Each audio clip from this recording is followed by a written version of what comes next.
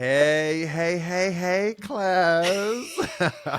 Class, we know y'all are gearing up for Turkey Day, planning who's cooking what, checking the weather to see if it's going to interrupt your holiday. Travel and trust it's going to, as it always seems to do this time of year, which is always just so nuts to me, friend. I Every year, there's know, I storms and everything. know. I know some of y'all are upping your beta blockers and packing them edibles in anticipation for your family, working your every last goddamn nerve. So we wanted to revisit an episode from season 1 of Let Me Fix It, where we talked about going home for the holidays. Yes, we also wanted to revisit this episode because we are still feeling the aftershocks of the 2024 election. There is what step in the 12 steps? Denial. We are still in fucking denial. Still in denial. There's a shock. There's a haze. For some people are trying to force a reconciliation They really period. are. They really and are. We know that some of y'all have said, not on my watch.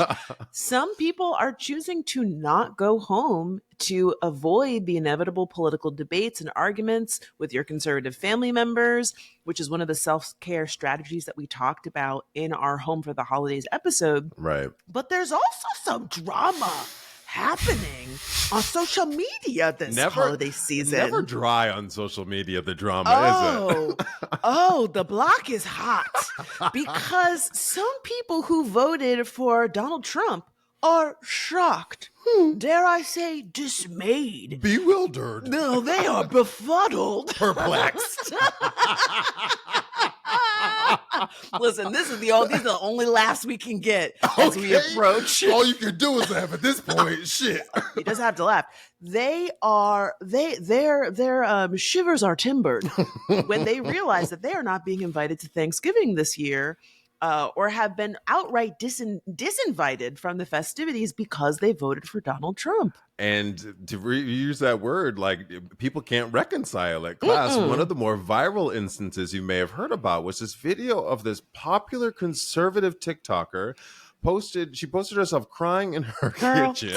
Girl, you better get familiar with the kitchen. You about to be cooking in there, girl. That's what you wanted to be, trad wife. Isn't that what you wanted? Isn't that what you wanted? Be traditional and get rid of the Wi-Fi. Okay. How do you have access to the outside world? That's Joe Biden's Wi-Fi. Cut that shit off.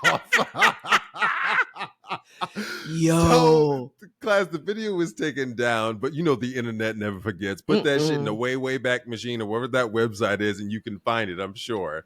Ostensibly, her mother and her grandmother, like I said, couldn't reconcile that she voted for Trump, a vote against what? Women, and so many other things. This is a white woman. Oh, the whitest of the white. The whitest white. And you know what the thing, Delon, that really struck me? Because she's maybe like 20-something, maybe late 20s. She said her grandmammy, I said, your grandma went to a segregated school. That your part. Grandma drank from a whites-only fountain. She said, not on my watch. It's a crazy. Well, that's the next part of it is like her grandmother and her mother basically cut her off. At her posting of this video, her mother hadn't texted her back, which had upset her, and then her grandmother had sent her like a really saucy text that brought her to tears. So they were like, and I think she said something with her sister too. She was like, "Oh, they're always able to have different beliefs, but now they've cut me off." Girl. Child, she said, and if Kamala had won, I would have been fine. Yeah, girl, because your rights would be intact. This is not apples and oranges, okay? There was a very poignant TikToker who said something to the effect of, when your white grandmother who lived through apartheid of Jim Crow, who probably lived during the time when women didn't have full access to reproductive health care, who saw a time when women couldn't have a bank account without their husband's permission, is more pro-freedom and pro-rights than you are? Hello? You know something is wrong. That is crazy. I mean, and it takes this kind of logic, which is really falling on the deaf ears over on that side of the world, right? In world Earth 2, as some people say. But when you hear it back to when you say it back to me, I'm like, God damn, Facts are facts, and I feel gaslit. Mm-hmm. There was also this amazing post on Threads from this person that it's like the best shade. And I want to say, I know this girl. Her name is Ashley K. Smalls. She is a mutual of mine, so shout out to her. Okay, and Fran sent this to me, and it had me cackling. She says, my conservative cousin just found out that he has nowhere to go for Thanksgiving. We've heard him word for word say he doesn't believe women should have property, but he was still expecting women in his family to let him eat at their property. You better take your ass to Boston Market. Crazy, because we are in an era of analyzing our morals through the context of our politics, and some like this cousin were ready to fuck around, and they about to find out. They are currently finding all the way out. We are in the era of FAFO. FAFO. I do have a song, maybe you've heard of it. The leopards will eat my face. The consequences. Again, Delon, why do you think that they are so baffled that the consequences are not just going to be felt, once Donald Trump is in office, but that people are divesting family, friends, coworkers? Why do you think it's so confusing to them? Well, I think we think family is obligatory. And in some ways it is, right? But like, I don't, just because we share DNA doesn't mean I have to spend time with you and I have to be with you. So I think it's obligatory. And I also don't think that we think about the other enough. So you thought you were going to make a decision that affected somebody else and they weren't going to hold you accountable. That's the piece that I don't get. Like choices have consequences. Actions have consequences. I don't know why people aren't ready to take responsibility for their actions. You know what I mean? I saw a TikTok, and I wish I could remember this woman's name because it was truly so brilliant. But she was saying, someone who used to be conservative, the reason so many conservatives are upset is because they don't want to hang out with other conservatives. They want to hang out with us. Video. They were like, I want to make those decisions, but like, it's fun over here. I can be myself. It's fun over with the niggas. Y'all are funny. You got the music. You got the fashion. You got the lingo. You think I want to eat the fucking raisin potato salad over at the other conservative Thanksgiving? Yo, it is so crazy to me when I've not seen like a white person like owning a soul food restaurant, but I have seen like white people owning like a Mexican restaurant. Oh, like, yeah. Like you don't want to go there? Spot. And I'm like, oh, that is so crazy. But even if they do, they probably cook the house down. Who knows? But that ain't yours. No, that ain't yours. And it's the same from the people you want out this country, okay? Hello, but it's the same thing of, and it was really eye-opening to hear her explain it this way, because in the conservative circles, the bar is set so high for perfection. Godliness and Christianity, sure. and you can't be outside of the bounds of masculinity, and you can't be too loose, and you can't be all these things. And so when they're in those circles, they are feeling policed by everyone around them. But when they hang out with more liberal folks, they could say whatever they want. They could feel more loose, and blah, blah, blah. Right. And so for them, they're like, well, I'm fine hanging out with y'all. It's like, yes, but that's because over here, we let You're people three-dimensional over here. You can be whoever you want to be over here, and you can't over there. And now we're telling you there are consequences to voting in a way that's going to impact us. And it's going to be a hard time, but we're going to be still having fun over here. I mean, that part, talk about the Berlin Wall. Okay. Ready? But I do think too, like that group you talk about that are very Christian, that have these high standards, high morals, right? They're also the people with mistresses that are getting abortions. They're people charged with sexual assault. They're people assaulting little kids in churches and things like that, right? Not the drag queens. You know what exactly, right? Because when you do have walls that are that high, and you're not able to be three-dimensional, I think it drives you crazy. I think you have to find an outlet, And I think that's part of the anger at seeing. We've talked about this. Yes. We've talked about this many times. The anger at seeing women have control of their bodies, of queer people daring to show pride. Pride is a sin. You are doing the wrong thing. And it's like seeing other people live these full lives is very upsetting to them when it's like, no, I follow these rules, so everyone must follow these rules. So it's a very challenging time for everyone for all types of reasons. But we felt like this was a perfect reason to rerun our Home for the Holidays episode. If you are preparing to go home or grappling with your decision to not go home. Yes. So we hope that you enjoy listening to this episode. Stay safe. We care about you. And let's get into it. Okay. I'm trying something new. I'm on my couch. Oh, and she has a mic in hand even. You know what I mean? Listen, I feel like you're taking a risk, girl. Am I? Because I talk like this. I haven't used my hands. So like every video is like me going bar, bar, bar, bar, bar. That's true. But I'm going to put it right here. And I have a little table. Ooh. Well, I'm in this little, this tiny home, and mine is on a little table too. I mean, I would show you, but it's a mess in here. It feels like you're inside like a womb with those curtains. It does feel quite like a womb. It does. It's giving very small. Vaginal. I'm also like you wouldn't know though. I wouldn't. Yo, Gold Star gay. But listen. Oh, is it called Gold Star gay? Also, I know it's Gold Star lesbian. Oh yeah, Gold Star gay. As far as I know, please classroom correct us if we're wrong. You never been tempted. Oh no, listen, I've been tempted. I have this weird fantasy. This is so fucked. I have this weird fantasy that like some woman in Europe is gonna be like, come here. And just gonna like take it. It's also so funny because you are clearly so gay because women have been slinging puss at you and you just didn't even know. Yo, I just wasn't smelling it. You're like, she was friendly. I was like, she wanted butt. Well, you know what's so funny? In the same way that you talk about, like, you know, when you came out as queer and like you adopted that identity, like how you relate to women and going on dates with them, like I wouldn't even begin to know how to do it. I mean, I would just be like, no, you're my friend. You know? That's the voice. Women love that voice. I don't know, but something moved for me. Get out. Wait, Fred, I have a thing though. So we're talking about Thanksgiving today, and I have a question. Mm-hmm. Do you know what it means to spatchcock a turkey? Wait, I'm sorry. What did you call me? Did you just call me a hard R? You just called me a slur. I hate you a hard R. Get out. It's giving vintage racism. I don't know what that is. Oh, come on. Okay, well, if you had to guess, what would you say spatchcocking is? Oh, it sounds like a weird sex punchline is being set up for me. No. It's not a punchline. No, it's not a punchline at all. No. Okay, your voice is going up, and that tells me, look, I know you, and I know you enough that you're trying to set me up for something. No, listen. Okay, fair. You do know me very well, but indulge me. What is spatchcocking?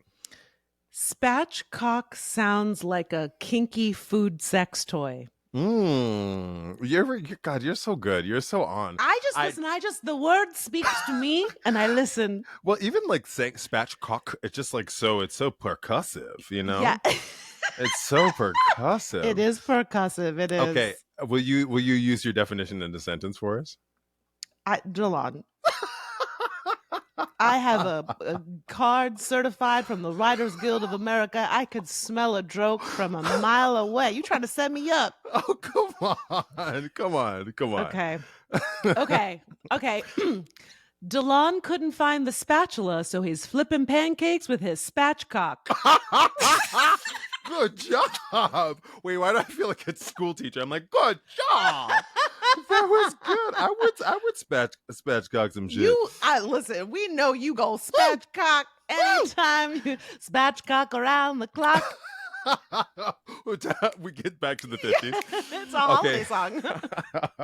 Wait, so when you spatchcock a turkey or chicken, you're given a crispier skin, making the meat juicier, right? It's when you remove the backbone of the bird and you splay it out so it cooks more evenly. Not you taking the backbone out and then spreading it wide open, busting it wide open. Removing the whole backbone, that sounds like something I would, see somebody doing on TikTok. Like, damn, she took a whole backbone out. Where the backbone at? Where that backbone at? It does sound like something you would like twerk to. Remove that backbone, play it out. Hey, remove that backbone, play it out. Where the backbone at? Give me that backbone. Take it out. So dumb. So here's the dumb. thing, though. I have much respect for anybody who is in that kitchen taking that backbone out, but me, for real, I'm calling up a Boston market. Okay, girl, I'm not cooking a chicken or a turkey or none of a fowl. None in here. Listen, you don't want me to cook your chicken or turkey, okay? You want me to order from Boston Market. Yes. We are cut from the same cloth. Do you remember when I hosted that Friendsgiving a while back? I ordered the entire meal classroom from Whole Foods. Someone at work suggested it, and it was kind of a brilliant Thanksgiving half, if I do say so myself. The food kind of slapped. I'm not gonna lie about it. Well, as someone that was at that Friendsgiving, I don't know why you're offended. You didn't make the fucking food. Listen, I swiped the card, though. Not you getting upset, okay? You describe it as slapping. I would not say the food slapped. I would say it was more of a sucker punch. Oh, God, I hate you for sucker punch. Sucker punch? Yes. It was less of a Beyonce and more of a Lativia. Oh, okay. Well, I guess I can't be offended because Lativia's career is kind of gone cold, if I do say so myself. Yeah. And when I picked up that food, that shit was cold. I went to the cashier. And I was like, it's cold. And she was like, sir, you have to heat it up. Yeah. I mean, you're not. Yeah. I mean, that tracks for you. Rude. Ooh, wait. No. Listen. Listen. Wait. I hate you for that. Let me fix it. A very happy Thanksgiving and welcome to Let Me Fix It, the podcast that says when you're short on cooking utensils, just use your genitals. I'm Francesca Ramsey. I'm an actress, a producer, a writer, and a former graphic designer. And I'm Delon Grant. I'm an actor, singer, photographer, and a writer. And this is Let Me Fix It, the cure for your tryptophan hangover. Now, class, Fran and I don't really cook all that much. We've just discussed this. So we're more get it catered folk, right? Exactly. We are less of a I like my turkey this way and a more do you take Apple Pay? Exactly. So for this week, we're doing a special Thanksgiving episode, but we're skipping the food talk and cutting straight to that holiday dork meat, because despite the joys this time of year brings, giving thanks, giving gifts, practicing gratitude, reconnecting with family and friends, we know firsthand that going home for the holidays can be full of tensions and emotional landmines. Exactly. Whether you are visiting family or feeling guilty for choosing a Friendsgiving instead, today we are going to unpack some of the issues that come up around the holidays. And as always, we will offer some ways that we would fix them. So let's dive in. Home for the holidays. Let me fix it. Okay, first up, travel. So this is, of course, one of the biggest hurdles of holiday planning, simply deciding, do I go home for the holidays? There are a myriad of reasons why you might toil over the question, but I think most of us can agree that finances is one of the biggest reasons. Can I afford that plane, train, or miles per gallon? Both ways, right? Hello. Okay? Because the holidays always just seem, friend, like to be the most expensive time of the year to travel. Yes, absolutely. They call it the high season or the high demand, but in reality, it's just straight up price gouging. Now, we did do a little bit of research, and apparently airfare prices are down 14% this holiday season, and traveling in the holidays has returned to pre-pandemic levels despite the pandemic still being here. I was like, what are y'all talking about? I was like, pre-pandemic level. I was like, what are you talking about? Okay. Even so, 41% of Americans say that they are concerned about how they are going to afford the travel that they have already planned for. And I would say to y'all who are concerned, you'll afford it the way we all do, the American way. American Express, Visa, MasterCard, okay? If you don't have a credit card, you might end up hitchhiking the friendly skies, aka flying Spirit, which honestly hitchhike because you're also going to have to pay for expensive water. No free water on Right, Spirit. and you'll get there, but your knees will be knocking. Okay, I I don't know mean, what that either means. way, your knees are fucked. Okay, listen, I really do have a lot of unpacked trauma around growing up poor. So, little story. I remember being at the University of Michigan and having to scrape together enough money for my work study job to buy a round trip ticket from Ann Arbor, Michigan to Minneapolis, Minnesota to go home for the holidays. Now, back Mhm. then, that was an 8-hour fucking trip. And then from Minneapolis, I had to take a 3-hour Greyhound bus to my hometown, Duluth, Minnesota. That's Uh-uh. 12 hours there and back, 24 hours to travel. So I get it. It's mad expensive to travel. A train ticket, is just cheaper. And I guess you could argue I could have planned better, but I was a little kid trying to do that all by myself, 18 years old. But a Oh little my kid. Now it's a little kid to me, but God, the things that we did to visit our families you know during what the I'm saying? holidays. Honestly, aside from the price, traveling during the holidays is just a nightmare because every flight is overbooked and there are more people on the road if you decide that you're going to drive. And then everyone and their brother is traveling and nobody is happy, least of all the Mm. airport employees.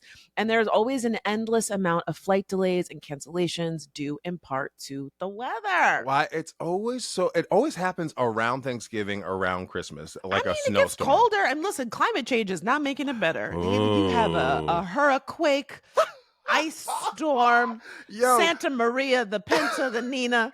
not They say have all of the. something. what, I what hate are you. what are those called when there's I like an hate ice storm, but it's also like a hurricane?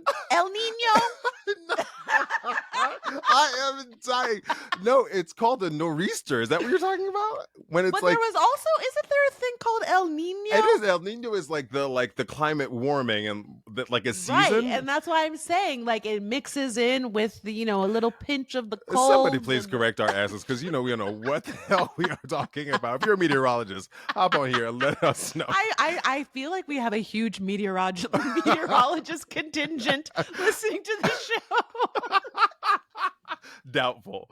Wait, but wait, the flight cancellations makes me think of that scene from Home Alone though. It's like Mhm. permanently seared into my mind. The family's running through the airport and the mom eventually gets stuck and have to go back and She goes, Catherine O'Hara.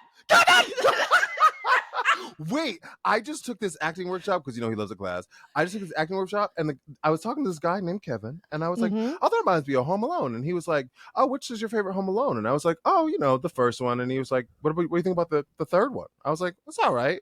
Oh my God, were you I in it? never saw the third He one. was the dad in the third one. Oh. I was like, oh, I'd never seen it either. I was like, no, I don't know Not that him being one. like, well, now that we got residuals, you should go watch it. Literally. But that airport scene is like the first memory I have of an Mhm. airport, and I've also been stuck in an airport on the for the You holidays. have? Yes, girl. I mean, I feel like it's barely my story. One time I was on tour trying to get home for Thanksgiving, Mhm. and there weren't enough pilots because pilots have to be rested, I guess, for Yes. 16 Yeah, hours. I stand by that one. Go to Please, sleep. God. Please. God. Take a knee. Take a whole knee. Honestly, take Okay. a long sleep as long as you need to, sir. Okay. So they have to sleep for be rested for 16 hours and there were no pilots. So, it's a Mhm. domino effect. All these flights just get canceled. I was talking to this woman in the line to figure out how I was going to get home. This bitch was in the airport for over 24 hours. I said, what? I said, listen, I love my family. I will send y'all, I'll send y'all Wow. a carrier pigeon. Okay, what do you mean? 24 hours? Wow, it's giving escape room. Okay, crazy. Wow. Okay, well, speaking of airports, we potentially have another government shutdown looming, which means that these TSA workers may or may not be getting paid. Which is so messed up that they are showing up to work and not getting paid. And air traffic controllers, which you talk about pilots being important, air traffic controllers just as important, doing Yeah. double duty, right? Yeah. Oftentimes. And we're currently short staffed on them. And weren't flight attendants threatening to strike recently? They sure were. They sure were is putting up any- with all your bullshit in the air. Okay. Having to call the U.S. Marshal and shit or the Air Marshal. Yo, I don't know if anybody in this country is getting paid fairly, for real. Apparently not, unless we forget that COVID is still out here making an Airbnb out of your nostrils. She said vacation. COVID's taking a knee too. Okay. This place is spacious. Oh, listen, COVID. Do you remember? Can we just take a moment? Do you remember in 2020, 3 years ago, when we couldn't even gather for the holidays? I mean, yeah. some of y'all were Some still of y'all. gathering. Okay. Shit, my ass was sitting in Brooklyn. So wait, Fran, what's your fix for traveling for the holidays? Because we've examined how treacherous How terrible it can it is. Yeah. So while I am not going home for Thanksgiving this year, I've been flying my mother to LA for the past few Christmases, and my type A brain has a yearly calendar alert to buy her tickets ahead of the holiday rush so I can get the best deal. So according to Google Flights, the lowest average price for flights starting for mid-December, meaning around Christmas, is usually available about 71 days before the departure, aka late October. By the same logic, the cheapest flights for Thanksgiving are around mid-September. So while you may have missed the boat this year, put a reminder on your calendar for October and September of next year so you can get the best deal. Not hey Siri, remind me in 2024 to buy a flight. You laugh? You laugh. But every single time I'm able to get a good deal. Why did Siri just start speaking to me? Girl, I ain't asking anything. Wait. So my fix for travel for the holidays is don't. Okay. I mean, I kid, but only kind of. If you have to, I would suggest choosing one of the bigger holidays this season instead of all of them. Yes, as you know, because it's too much. Thanksgiving and maybe Hanukkah and the New Year. It's a holiday. No, you can't do all of them. It's too much. And as for like the logistics of traveling, prioritize your comfort is my hack. Like there is so much that is out of your control. I just say do whatever you need to do to be comfortable. Bring those noise canceling headphones because you know somebody's baby's gonna be crying. Download your favorite TV show, Sweats at the Airport. And I'm about this new life of getting the extra seat room because you know I'm a giant. Ooh, yeah, you better 6'3". stretch out. You know what I'm saying? Bring an edible too. Okay, wait a minute. Go for it. You ain't said but a thing. We get hi. Getting high while you high, okay? And I think your blood is thinner up there too, so you're higher. Yes. Just do what you need, you know. Something else to think about is maybe opening a line of credit with one of the airline companies to get discounts, points, or air miles. Or you could also, you know, get one of them free family interest loans on a plane ticket. Mom, you want me to come? You buying it? I didn't know that was. I have not looked into that. Let's just circle back. I will say on the COVID tip, please wear a mask on the plane and do a real KN95, not one of those homemade masks from an Etsy shop that's, you know, see-through and got lace and dangly shit hanging off of it. Get the real shit, okay? Wait, you have all the nerve because at the height of 2020, you had the cloth mask in every different color, and then she learned. Because in 2020, you couldn't get fucking real masks, remember? You couldn't find the KN95s. Listen, I was prepared to have a bag over my head just to do anything, you know. She said, "I'm gonna asphyxiate myself, girl." It was not cute in those days. But here's the thing: you already know that there are going to be people that are traveling, knowing full fucking well that they have COVID this holiday season, but they don't want to forfeit their ticket. And I'm also going to say, honestly, I do believe that airlines should give a refund if you can provide a positive COVID test. Now, that is another episode. Airlines, let me fix it. I have thoughts. Yo,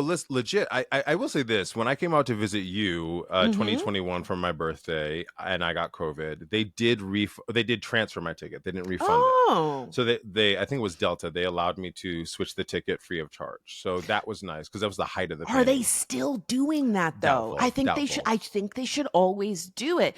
I will also add to your point about, you know, getting miles and points. I am a JetBlue girly. This is not sponsored. You really are. I wish it was. If Mr. JetBlue is listening, I love Mint. It's fantastic. Upgrade me. But here's the thing.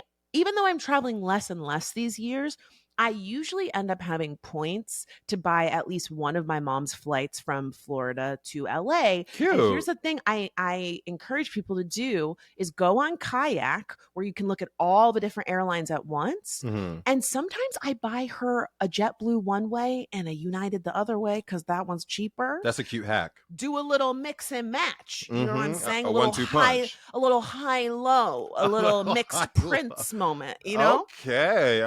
Give me passions with some airlines. Okay. I will also say, consider traveling on an off time. So instead of the day before Thanksgiving, can your family do Thanksgiving the day after the normal time? Similar to Christmas. I have flown on Christmas morning and been able to get a cheaper ticket. That's Nobody smart. is wanting to fly on Christmas Day. If your kids are grown, you don't need to be there to see them open presents. No, because listen, I have everything I need. I would just want to kind of be with family, you know? Yeah, it's not about again, if you have kids, that's very different. Right. If you are, under 18, why are you listening to this podcast? But if you are a young person, the physical Christmas Day is different. But when you become an adult, who cares? It's just a day to be with family. Yes, now, exactly. And guys, you may be one of those people who have no issue affording travel. So, ignore that last section. You may have a trust fund. You may be a Nepo baby, or you may just be someone. Shout out to Kate Hudson. She's totally listening. She's like, can't relate. We see you, Zoda Kravitz. We see you, girl. Or you may just be like one of those Zen people who's totally accept the logistics that traveling on the holidays is what it is. I love that for you. But for most of us, family is the reason that we don't want to travel. Sometimes the thought of going home for the holidays raises the blood pressure.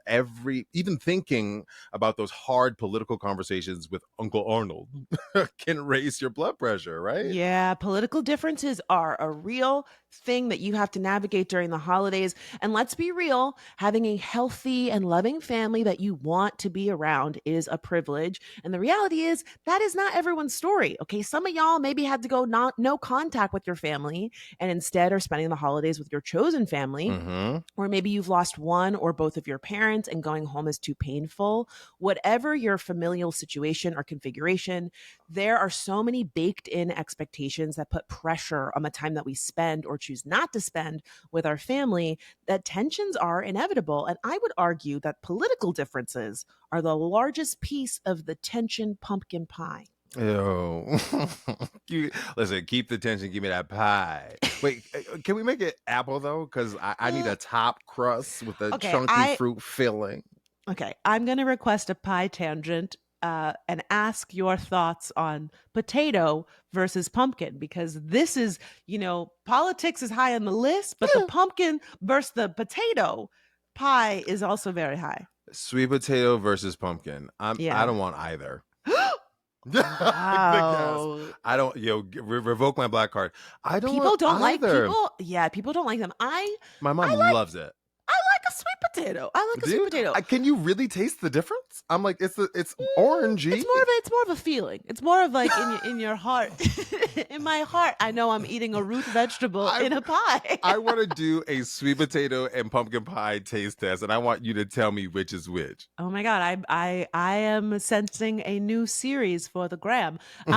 What is your pie of choice? I prefer either blueberry or a apple pie, but honestly, I want cake. I want cake. I'm more of a cobbler girly myself. Oh, a peach cobbler? Oh, other... She just had an orgasm. Oh, my soul jumped. I love a peach cobbler. Wait, what makes it a cobbler? Is the crust on top? She don't know. She don't cook. I don't know. I'm literally making this up right now. I think it's like supposed to be in a little ramekin. They're like individual versus like a whole thing. But I think sometimes you can make it in a big in a Pyrex dish too. So now I'm just I don't know what I'm talking about. She's just making shit up. So back to politics and the holidays. Thankfully, this has never been an issue for me. Okay. Just throw your little progressive family in our faces. We're brilliant. We're progressive. But this may sound this may be.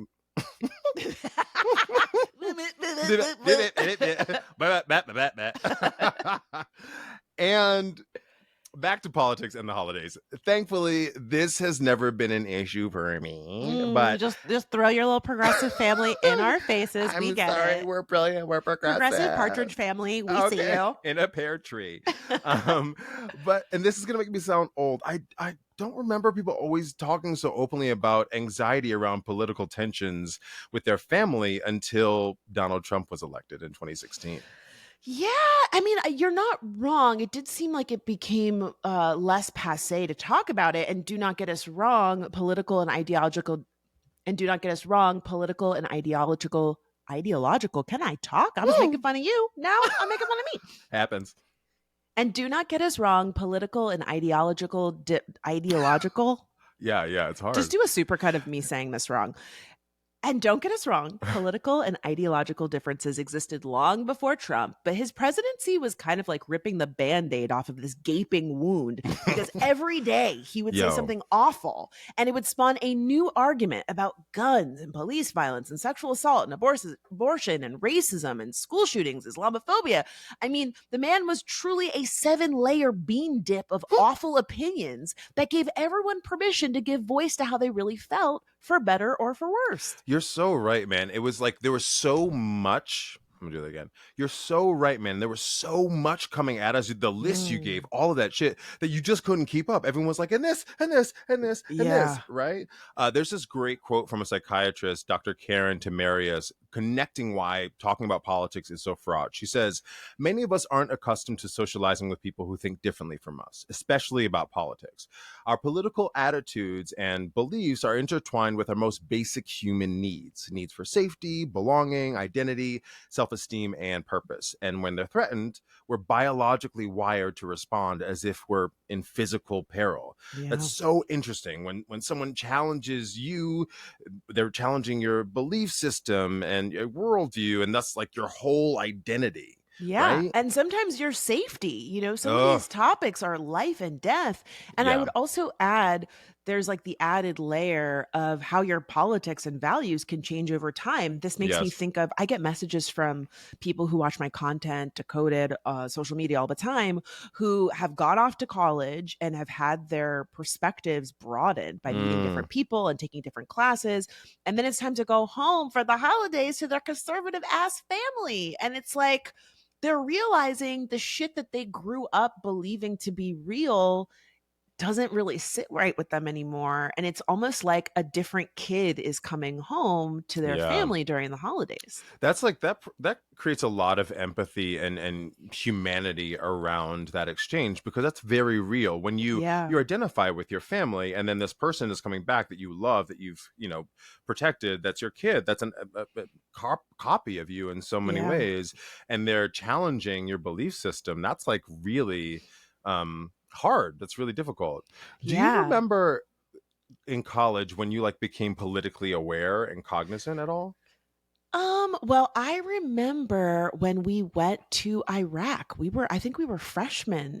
This was post 9/11. Totally. And George Bush said we are going to Iraq, and I remember being devastated and being really upset about it, and just feeling like the climate change on campus as we were all like wrestling with like what it meant to go to war. And again, like the privilege of like, I wasn't physically going to war and I didn't know anybody, but I was like, this is wrong and I don't agree with this. So I think that was a turning point for me. What about you? I was gonna say the Al Gore George Bush election, because that was the first time I could vote. Oh yeah, and that was in my home state. Okay, oh, girl. Florida, the hanging chads. Oh God, Florida. Sometimes I didn't even know. I just didn't know until recent years. Well, Florida's Florida. I know, but honestly, I didn't realize like the disappointment around him not winning and what it meant despite getting the popular vote. And I think you mentioned Iraq, and I think that was why it was so disappointing, is because, oh God, we went to Iraq with George Bush, and like this was an answer to that. It could be like, okay, let's rectify this, because we've only heard about war in our lifetime at that point in like history books. Vietnam or the Korean War were the closest to us. I think I was in elementary school when Desert Storm was happening. What is that? Which from? Desert Storm just makes me think of like late night R&B where it's like, welcome to the quiet storm. But there was a war when we were in like elementary school. There was, oh, was that? Oh gosh, this is but history lesson. You know what? Here's the thing. Look, this exposes our privilege, right? Because like in the US, for many of us, war is not on our doorstep, right. Which, let's be real, beyond the upcoming election here in the US, there is a lot going on globally, and that is a whole different podcast episode. But it is really hard not to have the news of the world hanging over your head when you are supposed to be celebrating with your family. Right. And I know that I have found myself having some really tough conversations with my friends, with my coworkers, and strangers online amidst everything going on in the world as a result. So add your Uncle Arnold into the equation with his aggressive tone, his stank breath, and talking too close to your face. And of course, things are going to pop off. Uncle Arnold, hey, Franny, how you doing? and he of course he fucking calls me Franny. And I'm like, Uncle Arnold, I have told you every time to stop calling me that. And stop talking so close to my face, sir. God. And also, guys, just for the record, a piece of advice, stop inviting the mean relative to Thanksgiving, right? Mm-mm. They don't want to be there. You don't want them there. Just drop them off a plate after dinner. Unless they can cook. If they can cook, well, then you're at their house. Then you're at their house, right? Okay, so Delon, how do you suggest navigating political differences during the holidays? Well, similar to my travel advice, don't travel. I would say just avoid the conversations altogether. That is privilege. That's beyond dismissive, I know. But there's just like a whole lot of validity to try. But while there's a whole lot of validity to trying to change but while I understand there's so much validity in trying to change the hearts and minds of those we love, especially if the way those folks vote and the policies they support are dangerous to us, totally acknowledge that. I think there's just as much validity in protecting your own mental health, right? You said this recently in a podcast, Fran. Put your own oxygen mask on first. It's so true. Yeah, I stole that from a flight attendant, but to be fair, it works. She wants her commission because she's not being paid enough. But that said, I do understand these conversations sometimes come up and they cannot be avoided.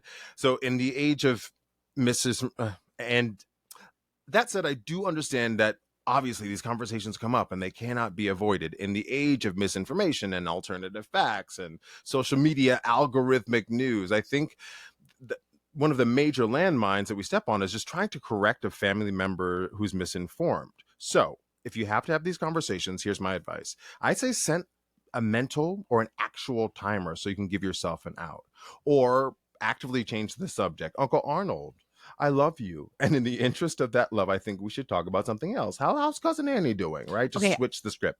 Is there a real Cousin Arnold? So is there a real Uncle Arnold? Because we have now mentioned him multiple times in this podcast. There is no Uncle Arnold, but I was trying to find like an older man's name, and Arnold just sounds funny, doesn't it? It does. It does. It doesn't sound black, but I love that. Neither does Cousin Annie. So no, that's true. I love that we are a multicultural, colorblind casted. What would his family name be? Here. Ernest? Yes. Ezekiel? Jerome. Ooh, Jerome. No, listen, Jerome's gonna fuck you. That's the end of Jerome. That's a different podcast. And I want a Jerome. Shoot. That's a different Thanksgiving film. But I will say I really agree with your first point, Delon. I think that prioritizing your mental health and putting yourself first is key. And again, I know that there are certain topics that are landmines, but I am, similar to you, a big fan of setting hard boundaries. So you might start by saying, hey, family, in the interest of having a great Thanksgiving, let's take politics off the table. It sounds basic, but I would say it's better than trying to navigate 20 minutes of your cousin's latest school shooting conspiracy theory. God. Because that's something that Jerome is all about. Jerome is into that type of stuff, right? He is. Another thing that I'm a really big fan of is coming up with scripts ahead of time. This is something that I learned from my therapist when I was going through my divorce, and I just did not want to talk about it when I would run into people. And so if it came up, I would cut them off and I would go, don't say sorry, say congrats. And then I would move right on. So if there are some topics that you know are potentially on the table, write yourself a little one-liner to eloquently shift the conversation to something more positive. Now, it does not mean that you have to betray your morals, okay? You are just prioritizing your peace instead of doing a TED talk on why we all deserve better than the same old lesser of two evils bullshit. Because we know it's true, but we don't have time for all of that. I do love like shutting it down and flipping the script and making it positive, Mhm. because it also negates like the like, oh God, I'm so sorry, right? It Yeah. negates like you managing your their Right. emotions around the thing that you're experiencing, right? Yeah. So my former brother-in-law was a vet, still is a vet. I believe he's still on this earth. Happy Veterans Day, God bless. And so one Christmas, he was showing us fucking footage from his tour in Afghanistan. It was absolutely awful. So the following year, my script was, I'm thankful I don't have to see any war crimes this holiday.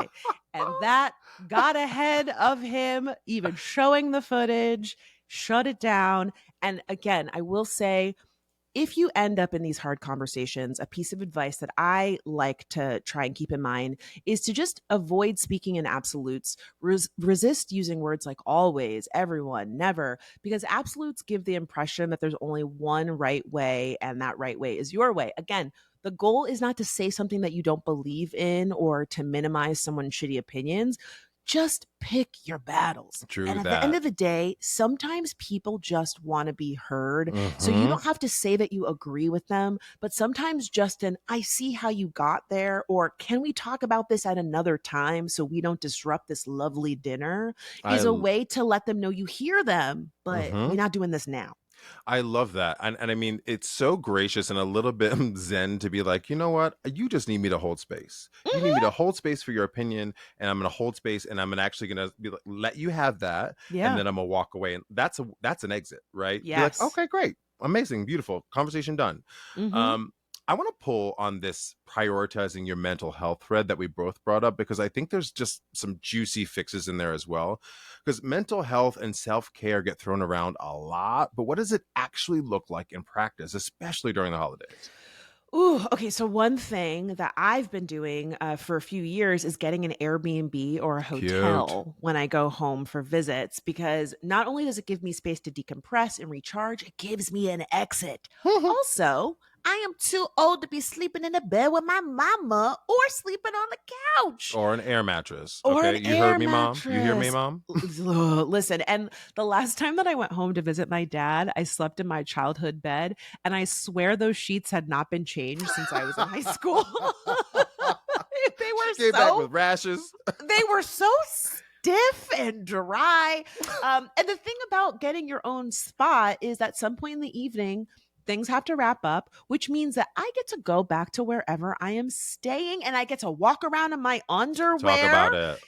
And feel free. And I understand that spending money on a place to stay on top of other holiday travel costs is not everyone's reality, but if you can swing it, I'm telling you, it is a game changer. Game changer. I have also adopted this strategy. I think you actually were the first person to do it. And I was like, yes, let me do that if I can afford it, right? In addition to that exit strategy, I also get the agency around when I want to arrive, which I love. I can wake up and have a morning, get my bandwidth together, and then go and love on my family. I also, here's a hack that I have for the holidays. I also limit my visit to 3 days. Oh, 3 days is at the most. 3 days. You know what it is? Do 3 and 4 as a travel day. Yes, absolutely. And why? Because I feel like 3 is just the magic number. It seems like that's just before folks start getting annoyed with one another, and before you fall back into old patterns, judgments, grievances, right? Day 3 is also about the time when the feedback from your family about your life choices start to crest. Oh my God. Okay, so I have a question for you. Does anyone in your family guilt trip you about getting an Airbnb? And if so, how do you handle it? Yo, okay. I'm not well. I do get guilt tripped. I do get a guilt trip from my mom for staying in a hotel when I go to see her. And I've just justified it, and we don't really. I'm like, she just knows I'm going to do it. Sometimes I stay with her, but most of the time I stay in a hotel. And it's less verbal. Sometimes it's just like a visual. Oh, you staying there? Oh, okay. Oh, you're leaving? Oh, you're leaving? Like the tone, right? Yeah. Recently she said to me, oh, well, I know you don't like sharing space with me. So Oh really, my, lady? come Really? on. So this time around, I just told her, I was like, hey, it is just about me needing space. I have a podcast. I have work to do. I'm ripping Um, farts. Okay, I need ripping farts. And also, like I said earlier, I don't want to sleep on an air mattress. I'm a grown Yeah. 6'1" 40-year-old man. Like, I need a Yeah. bed. Yeah, I would say I haven't dealt with that, thankfully, because my mom's in a 1 bedroom and like she really doesn't have the space. So I would say if I was in that situation, I would blame the short stay on travel prices, beating that holiday rush, needing to get back to work. When you get to that, day 4, you're like, I gotta go. I got I got work to stuff to do. do. So another thing, again, in that same genre is family feedback. Now, dare I say this is the worst part of going home for the holidays? They always have something to say. Always. About your career, your partner, your lack thereof, the fact that you use the word partner because you date somebody of the same sex. Totally. Okay? Your parenting style, your haircut, your dietary restrictions, your body. It's never ending. I do not need I do not need the judgments, Grandma. I have social media for that, okay? Thank you very much. Totally. Not my grandma trolling me in real life. Okay. I'm doom scrolling, and I feel bad about myself every day of my life, Nana. Exactly. This is a holiday. I don't need to walk in here and have you. Oh, you know what the ones that they always do to me? What happened to your little friend, Your Franny? little friend. Where your little friend at? Your little friend. Why do they all say that? I don't understand. Well, I think it's because they if you're not married, they can't acknowledge them as somebody you spend your life with. That's what I would argue. Yeah. I always get, oh, you're still single. Oh, you're still now, single. wait, now is the still single thing about you being gay, or is it just you're single? I think it's that they want me to be with somebody so that being gay makes more sense to them. Oh, right. You have to be the right kind of gay. Exactly. The heteronormative kind of gay, Yes. but I'm out here fucking.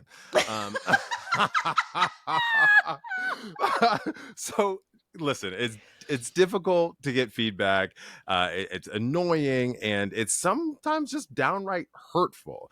It's probably coming from a place of love and wanting the best for you. At least I hope it is. Okay, I'm going to push back here and say that sometimes that is true, but a lot of those critiques are coming from a place of jealousy. It does not make it hurt less, but the reality is that you are coming home and there is a subset of your family that has never left home. And that is a hard truth for them to face when you roll up with your fancy job, your healthy relationship, your holiday crop top, or whatever it is that makes them feel some sort of way about what they haven't done or what you did or what they should have done or what's on their Christmas list.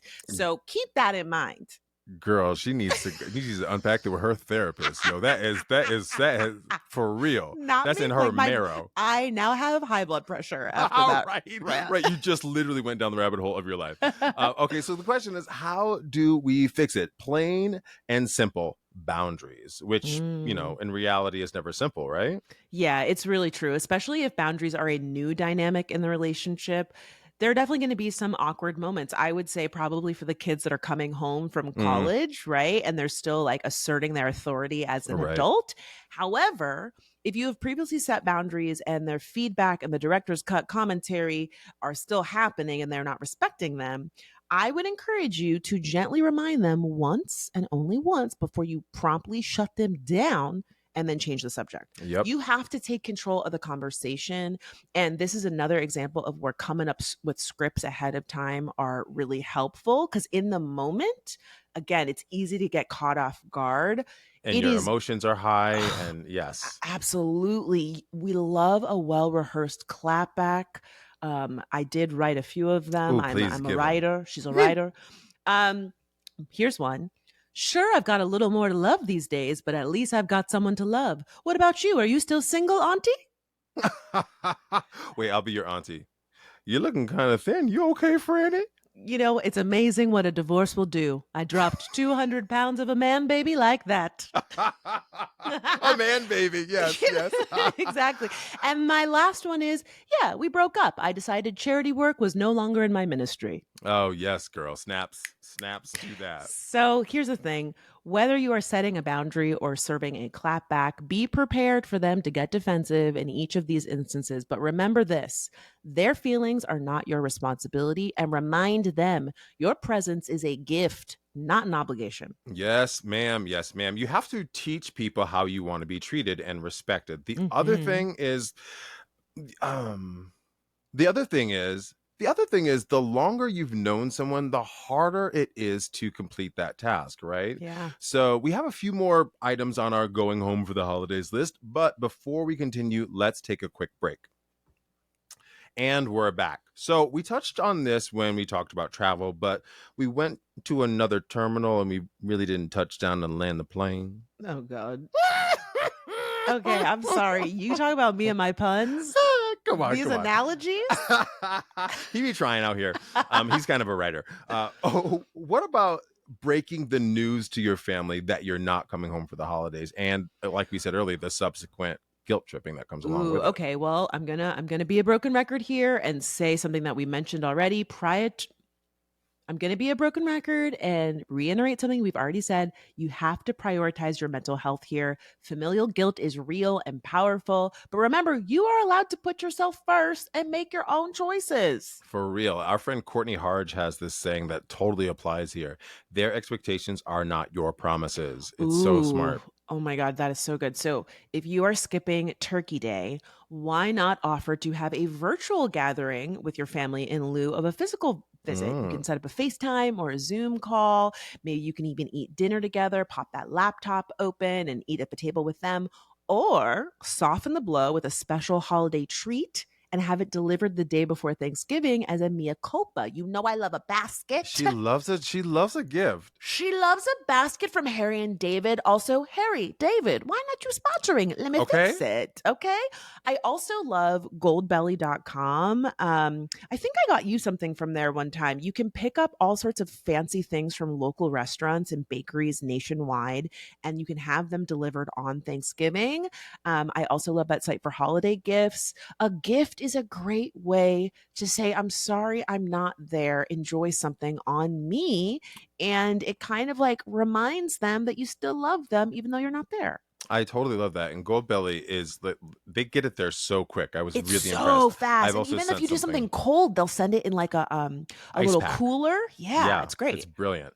I would offer up, and this may sound a little funny, just remind them that you'll see them again. Like it's not life or death, right? And then in the conversation, start planning for a future trip. This could Hmm. also ease the blow of just not going home for the entire holiday season. Also, kill two birds with one stone by getting a jump on those holiday plans, like Fran was saying earlier, Hmm. skipping those surge prices.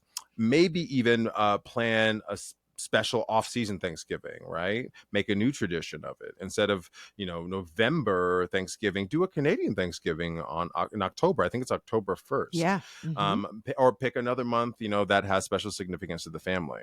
Yeah, and I would also add that something to think about is that you should come clean with your family if you feel safe, okay? In order Mm. to tell them why you're not coming home, in order to offer potential solutions for next year. You know, I'm doing a Friendsgiving this year because last year this thing happened and I really need to avoid that situation. Maybe next year I'll be in a better headspace. Never underestimate the power of speaking your truth.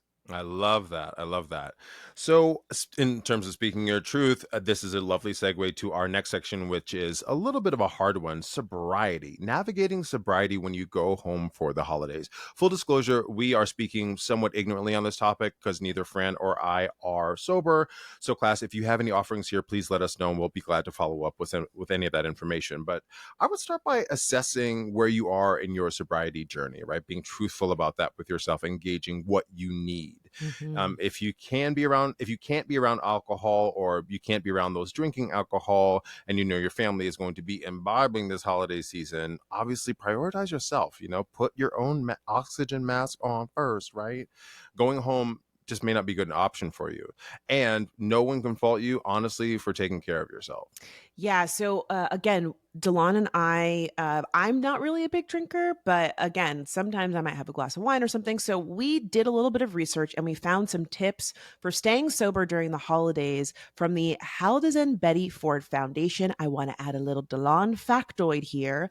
The former First Lady Betty Ford is credited with helping destigmatize drug and alcohol addiction in the late 70s after coming forward about her struggles with prescription pills and alcohol. And then she founded a rehab to help others because in the 70s, treatment for those things were not super accessible. And she really kind of started a new wave of talking about the fact that like some people need help when it comes to managing their usage of substances. Absolutely. So some things to think about. Find a local AA meeting to attend before your holiday event. Check with your sponsor. Make sure you have a plan. If the holidays are a trigger for you, consider volunteering instead of going home so that you are not tempted. When someone asks to grab you a drink, or when asking someone to grab you a drink, make sure you specify non-alcoholic because some people might not know that you are sober. Right. And we just use grab me a drink to mean alcohol, right? I'm gonna buy you a drink. Right. Exactly. Just you got to make it a soda. Also identify who your triggers are ahead of time and avoid them. Okay. You know, your cousin has a drinking problem. Stay away from them. And that uncle that always has pot, don't Jerome. do it. Just Jerome, he has pot and he's talking about his conspiracy theories again. Don't go off with him.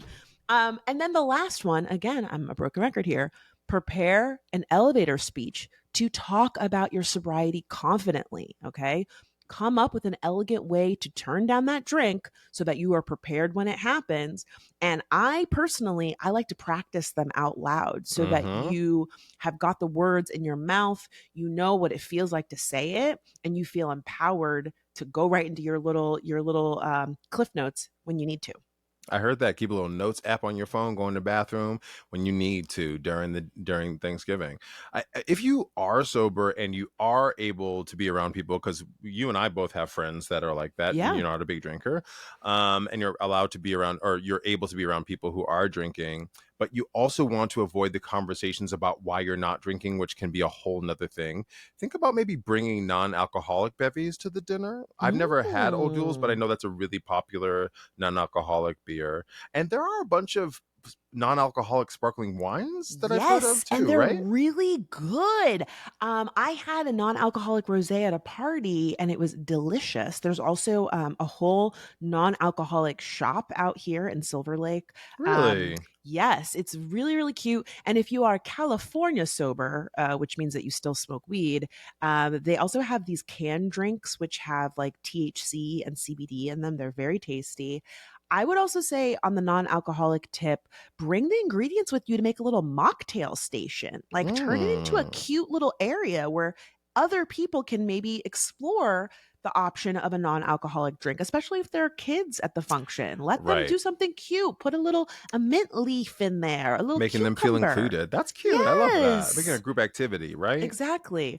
All right, friends, that wraps up our home for the holiday fixes. So now it's time for everyone's favorite segment, the Glow Up, where we give props to those who've turned themselves around without our help. Before we go into the Glow Up, Delon, I think we need a little theme song for the Glow Up. I just want to plant that seed for you. Oh, I love that. Well, I mean, you know what? Let's put a call out. Why not put a call out? Yeah. But I also thought it could be fun if it's like, you know how like the soul glow, like I think it was like make your soul glow. Like, can we have like a glow Lower. Yeah, it's like a choir or something. Yeah. Like, I don't know. But also, class, if you have an idea for a glow up theme song and you want to like throw something together, email it to us. Like, we would love to hear it. Let me fix it podcast@gmail.com. Okay. Are you okay with me going first? Yes, please go ahead. Okay, so my glow up goes to Abercrombie and Fitch. In the 2000s, Abercrombie & Fitch went from beloved brand to pariah after a number of gaffes, including the former CEO Mike Jeffries describing the brand as for cool kids that weren't overweight or unattractive. There is a whole Netflix documentary about the brand's fall from grace, including a class action lawsuit in 2004, which alleged discrimination against Black, Hispanic, and Asian employees, and it resulted in them paying out $40 million worth of settlements. What?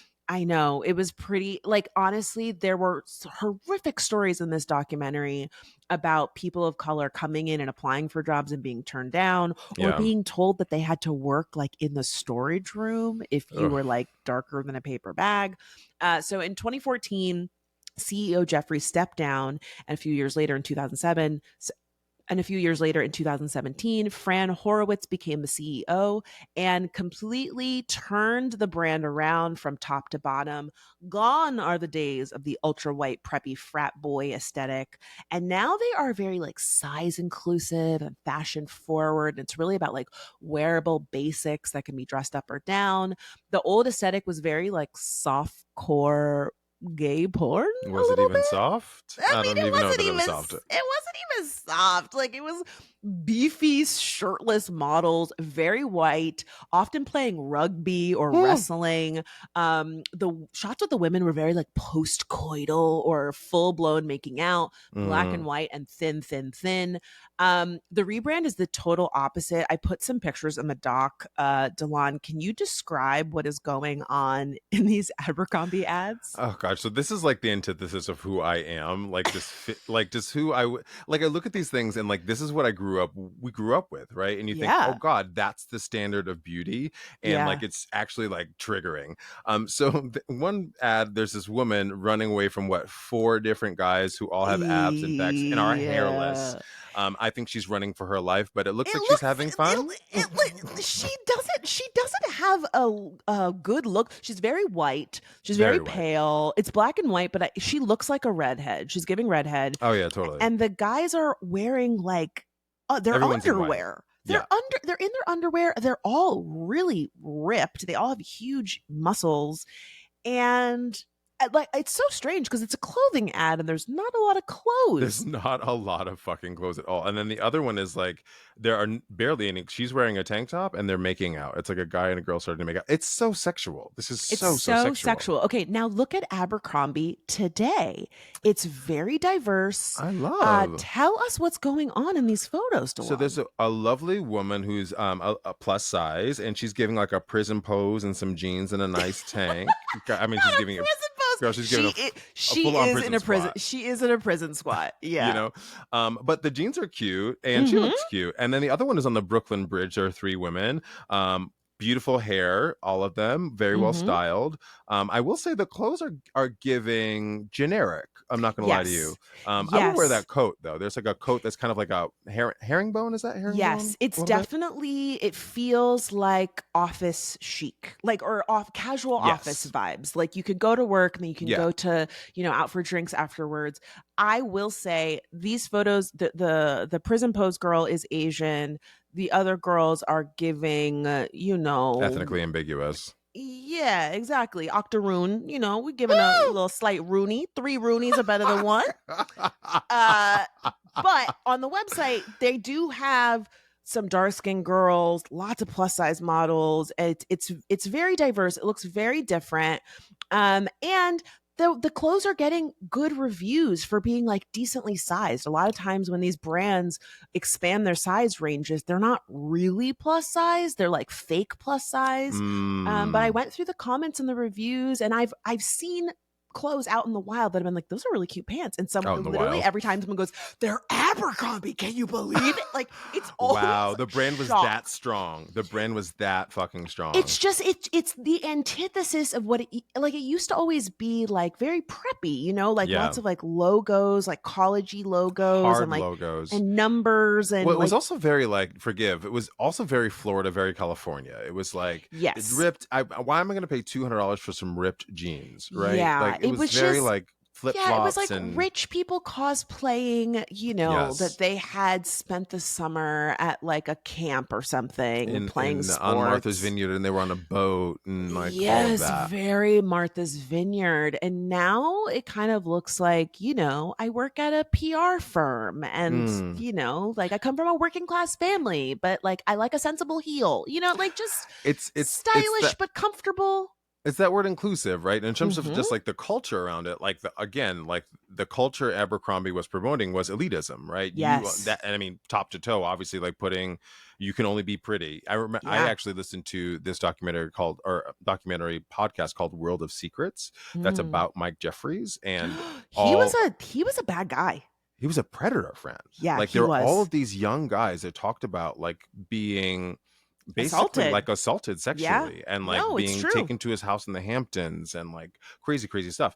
So I mean it just shows in the ads and it shows in like back to the ad where the woman is running away from these five guys and wearing no clothes Yeah. in the you're like, oh god, how did we not see this before? Yeah, they really turned it around and have like completely new leadership. And like, again, this is not sponsored, but please, Abercrombie, if If you're you listening, please. slide in the DMs. We would love to hear from you. But it's really cool to see, a lot of times brands try to embrace diversity just for the sake of getting cookies. Right. And like on the one hand, that is technically what they did, but it does feel like they made a conscientious choice after him leaving the brand where they were like, we are not the Mike Jeffries brand. We embrace people of color. You We had to like pivot. different they completely did a hard pivot, and you would think it wouldn't work, but it actually did. And I think that's very cool.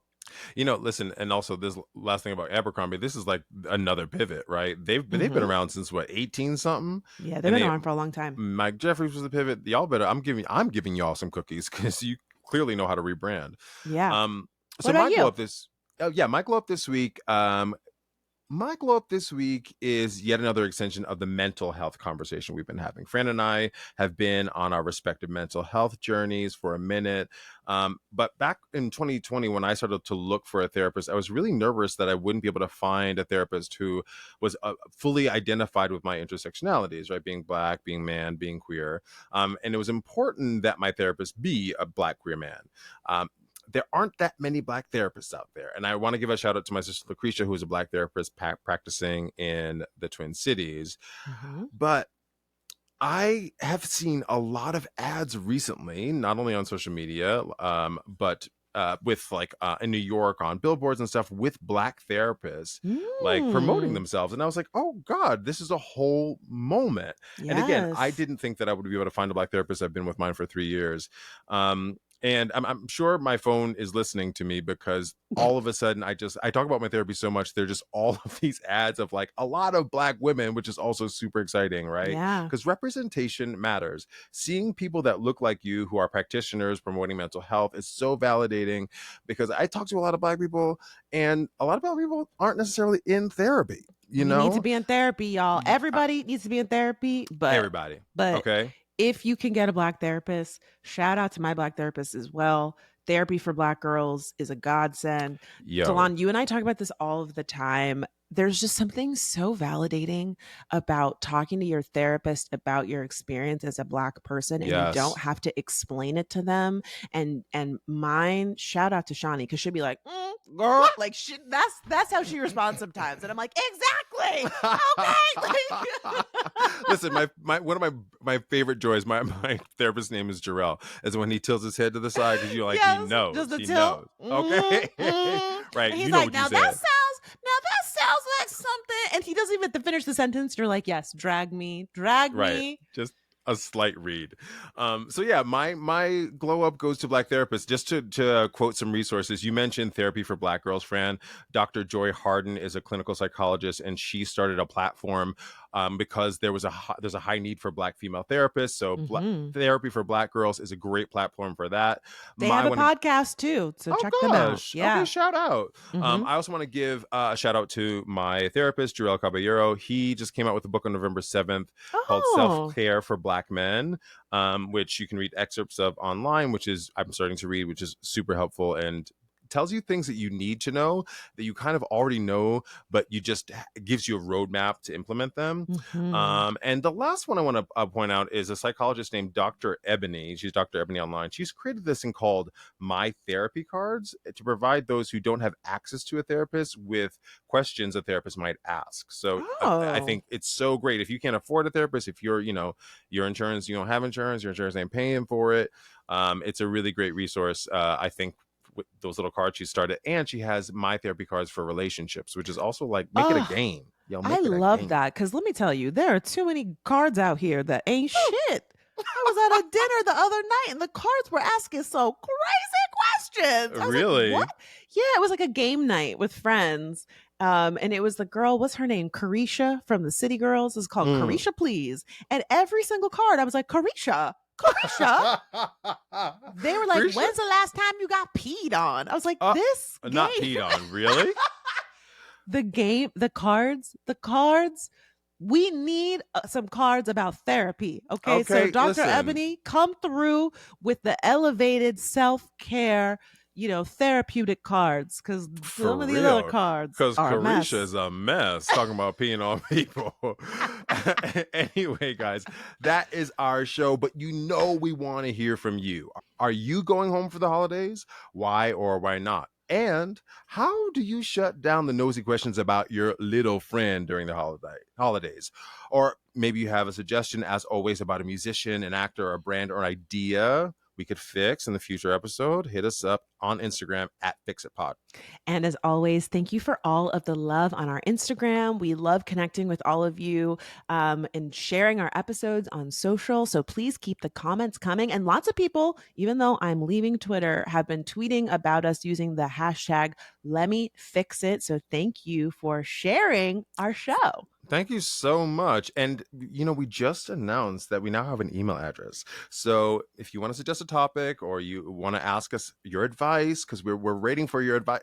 We want to have an advice column here too, guys. So please send us the questions you have that you need for us to fix, or the life situations you need for us to fix, at lemmefixitpod@gmail.com. Yes, and if you're a meteorologist, you can also slide into our email inbox and explain to us, what does El Nino actually mean? I'm still confused.